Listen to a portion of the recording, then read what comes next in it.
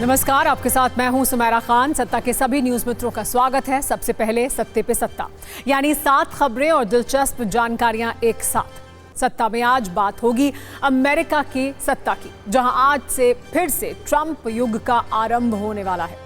लगभग 3.5 घंटे के बाद डोनाल्ड ट्रंप 47वें राष्ट्रपति पद की शपथ लेंगे। कैपिटल हिल में तैयारी हो चुकी है। सवाल है, शपथ के बाद ट्रंप चीन को लेकर, युद्ध को लेकर और तमाम बड़े मुद्दों को लेकर क्या फैसले लेंगे। इस पर हमने सत्ता की विशेष कुंजी तैयार की है। महाकुंभ में सनातन के प्लेटफॉर्म पर कैसे रीलबाजों की रेलगाड़ी फेल हो गई, इसकी कहानी भी आपको बताएंगे। आईआईटी वाले बाबा, इन्फ्लुएंसर साध्वी जैसे लोगों और रीलबाजों पर कैसे संत भड़क उठे हैं, इसकी भी कहानी आज आपको बताएंगे। सैफ अली खान पर चाकू से हुए हमले पर अब बांग्लादेशी सियासत शुरू हो चुकी है। आम आदमी पार्टी ने कहा है कि महाराष्ट्र में बीजेपी ने अवैध बांग्लादेशियों को बचाया। वहीं बीजेपी का कहना है कि आम आदमी पार्टी के नेता सैफ अली खान पर हमला होने पर प्रेस कॉन्फ्रेंस करते हैं, जबकि बांग्लादेश में हो रहे अत्याचारों पर चुप्पी साध लेते हैं। कोलकाता रेप मर्डर केस में आज सजा का ऐलान किया गया है। डॉक्टर बिटिया के हत्यारे को उम्र कैद की सजा दी गई है। मृतक के परिवार को 17 लाख मुआवजा देने का भी आदेश दिया गया है। वहीं इस फैसले पर सीएम ममता बनर्जी ने कहा है कि वो संतुष्ट नहीं है, दोषी को फांसी मिलनी चाहिए थी। उत्तराखंड में आज मुख्यमंत्री पुष्कर सिंह धामी की अगुवाई में कैबिनेट बैठक में यूसीसी नियमावली को मंजूरी दे दी गई। राज्य सचिवालय में विधायी विभाग की ओर से गहन जांच के बाद ये मंजूरी दी गई। सीएम पुष्कर सिंह धामी ने कहा कि हमारी सरकार ने 2022 में विधानसभा चुनावों से पहले किए गए वादों को पूरा किया है।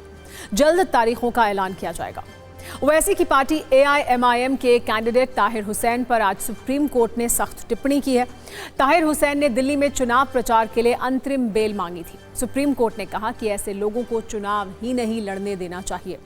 जम्मू कश्मीर के राजौरी में रहस्यमय बीमारी से दहशत है। अब तक 17 लोगों की मौत हो चुकी है। गृह मंत्रालय एक्शन में है। विशेषज्ञों की एक टीम वहां भेजी गई है। जांच के बाद फिलहाल सरोवर को सील किया गया है। इसकी पूरी कहानी आपको हम सत्ता में बताएंगे।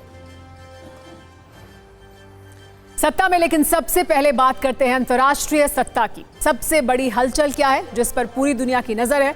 इस वक्त से लगभग 3 घंटे के बाद अमेरिका की सत्ता में परिवर्तन होने वाला है।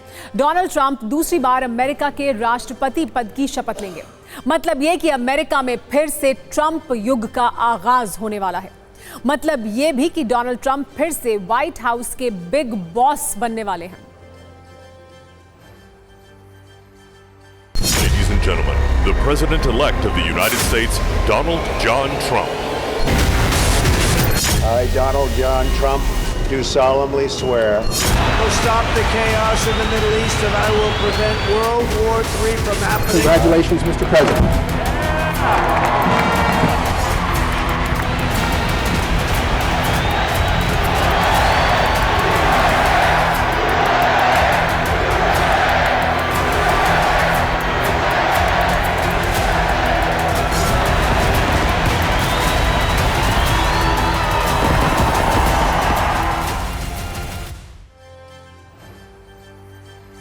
अमेरिकी सुप्रीम कोर्ट के chief justice John Roberts Donald Trump राष्ट्रपति और जेडी वेंस को उपराष्ट्रपति पद की शपथ दिलाएंगे।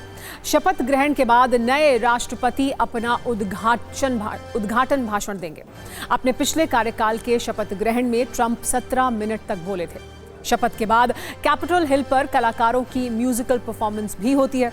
परफॉर्मेंस के बाद ट्रंप कैपिटल हिल के स्टैट्यूटरी हॉल में अमेरिकी सांसदों के साथ एक लंच करेंगे। इसके बाद यहां से व्हाइट हाउस तक एक रैली होगी जिसे खुद राष्ट्रपति ट्रंप लीड करेंगे। रात में ट्रंप अपने करीबियों के साथ एक पार्टी में शामिल होंगे। आपको बता दें, शपथ की रात को होने वाली पार्टी को इनॉग्रल बॉल कहा जाता है। खैर, ट्रंप के शपथ ग्रहण की तैयारियां पूरी हो चुकी हैं। दुनिया भर के अतिथि अमेरिका में पहुंच चुके हैं। बस इंतजार उस पल का है जब ट्रंप राष्ट्रपति पद की शपथ लेंगे। वैसे अमेरिका में आज वो हो रहा है जो पिछले कई वर्षों में अमेरिका में नहीं हुआ। 131 वर्ष में पहली बार ऐसा होगा जब 4 साल के बाद किसी राष्ट्रपति का व्हाइट हाउस में कमबैक होगा। इससे पहले ग्रोवर क्लीवलैंड पहले अमेरिकी राष्ट्रपति थे जिन्होंने व्हाइट हाउस से 4 साल बाहर होने के बाद जोरदार वापसी की थी। हश मनी जैसे केस में दोषी पाए जाने के बाद भी राष्ट्रपति पद की शपथ लेने ट्रंप पहले राष्ट्रपति बन जाएंगे। अमेरिका में 40 वर्ष के बाद इंडोर शपथ ग्रहण होने जा रहा है। अमेरिका में पहली बार किसी पूर्व राष्ट्रपति पर महाभियोग चला, उसके बाद वो दोबारा राष्ट्रपति का पद संभालने वाला है। 40 वर्ष के बाद अमेरिका में इंडोर शपथ ग्रहण की वजह है बर्फीला तूफान, जिसके कारण तापमान लगातार गिर रहा है। बताया जा रहा है कि ट्रंप के शपथ ग्रहण के दौरान तापमान -7 डिग्री सेल्सियस रह सकता है। आपको बता दें, कैपिटल हिल्स के अंदर कैपिटल रोटुंडा में ट्रंप के शपथ ग्रहण के लिए एक स्टेज बनाया गया है। Capital rotunda Capitol Hill building में गुंबद के नीचे मौजूद है। फिलहाल ट्रंप के तेवर पर खराब मौसम वाली बाधाओं का कोई असर नहीं दिख रहा है। वैसे आज ट्रंप के शासनकाल को 3 एंगल से देखने की जरूरत है, युद्ध के एंगल से, भारत के एंगल से और चीन के एंगल से भी। शपथ ग्रहण से 24 घंटे पहले अमेरिका में ट्रंप ने विक्ट्री भाषण दिया। ट्रंप के इस भाषण में युद्ध वाले एंगल को लेकर कई बड़े संदेश देखने को मिले। ट्रंप का यह भाषण कैपिटल 1 एरिया में हुआ। 20,000 लोगों की क्षमता वाली ये जगह भरी हुई थी।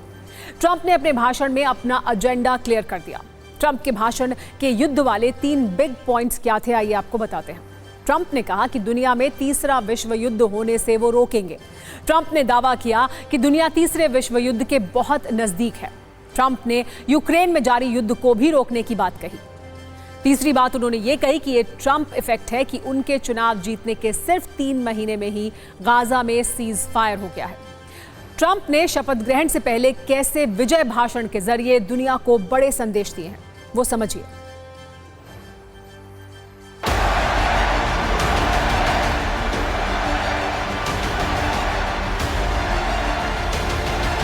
I will end the war in Ukraine. I will stop the chaos in the Middle East, and I will prevent World War III from happening.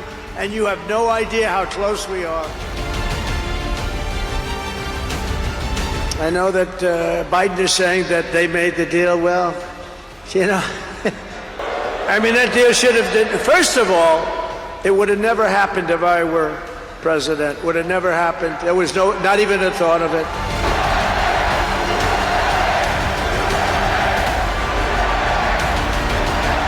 People in our country that are probably worse that we allowed in. But we will quickly reestablish control of our sovereign territory and borders.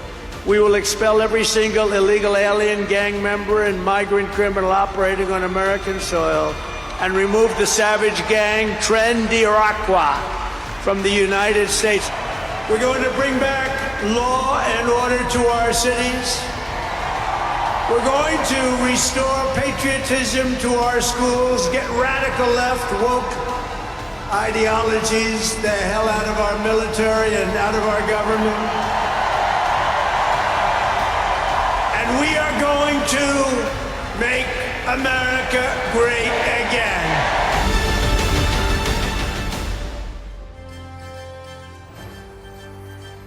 और अब बात करते हैं India वाले angle की, जिससे जुड़ा प्रश्न ये है कि अमेरिका में ट्रंप की सत्ता आने के बाद भारत और अमेरिका के रिश्तों पर इसका क्या असर होगा।